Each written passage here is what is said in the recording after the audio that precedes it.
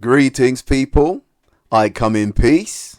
Ben Whittacker, the archetypical Marmite. I'm not the one for all the showboating, but Ben seems to be getting a lot of exposure through it. It isn't seen as respectful to his opponents, but the casual fans are enticed by it. Watching the fight with Leon Willings was very interesting to me. I don't usually watch Ben Whittacker's fights. I think at the moment they're just going to throw cannon fodder to him for him to knock over. I've seen some highlights, but that's about it. But I watched the fight in its totality because even though Whittaker was winning clearly, he was caught clean several times and started to blow a bit after trying hard to knock Leon out, but to no avail. Although Ben is good and got the potential to be a star, if he's not already, I think he was a little exposed on Sunday. And as he moves up in opposition, the dancing will have to cease. As it did when he got tagged a few times by Leon. At the end of the fight, you could see that Ben was disappointed because he hit Leon with everything and he couldn't get rid of him. He did style it out a bit, saying he wanted to stay disciplined and took his time. But that's not totally true. He wanted to knock Leon out. But the 8-fight novice was able to roll and ride his punches and soak up the punishment. Has Willings got a good chin, or does Ben lack punching power? I don't know. That's going to be interesting to see as he moves on. They have to be careful though. He's an extremely marketable and charismatic young man. I like him. He is a bit of a spoilt brat, but I don't think his antics are personal. He reminds me of a hyperactive adolescent. And if he doesn't have to work hard and focus, he will easily get distracted, dispassionate and disinterested. He simply gets bored and messes around. When he does it against top level opponents, then I'll be impressed. Emmanuel Augustus was my toughest opponent thus far.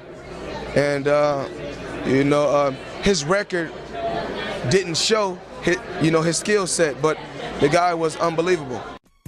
I don't think he's an Emmanuel Augustus doing it against a Floyd Mayweather. He was on a different level. I think it was part of his DNA. Somehow I don't see Ben trying to get away with it for too long against top tier competition. I don't think they'll be easily beguiled and entranced by his groovy moves. But who knows? I personally think if he wants to progress without any hiccups, he'll need to keep the exhibitionism to a minimum. But saying that, it's got him a lot of eyes. Some want to see him lose, some want to see him win. As long as he's relevant, talked about, it's good for him and the promoters, I suppose. That might be a little short-sighted, maybe. We'll see. He's definitely got skills, but a little entitled. And I suppose that's expected. He's been courted and praised and pursued for years. Even before the Olympics, I saw a mini documentary about him, and his bedroom was full of expensive gifts from all sorts of sponsors. As I said, I do like him. He's got good energy and he is talented. But will the hasty attention and expectations be too much pressure for him? They've even started to market him as the drunken master, which will encourage him to keep up the showboating. But as we saw, Leon landing on him a few times got him serious, pretty sharpish. As he moves up in class, we'll probably only see it when he's dominating his opponents, which will actually make it more distasteful, mocking your prey before devouring it. Yuck.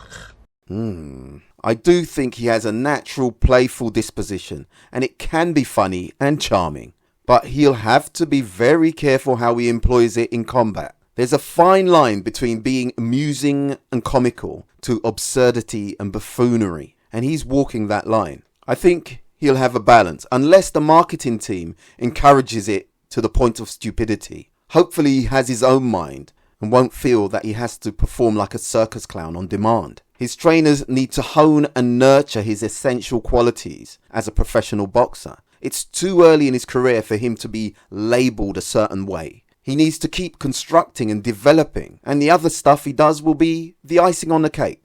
At the moment, they're all talking about his burlesque type horseplay instead of his really good boxing skills. Anyway, we need to see him against better opposition to keep him honest, and he needs to be more active. Hopefully he'll be a great asset to British boxing. Anyway, thanks for listening. Please subscribe and remember, choose life.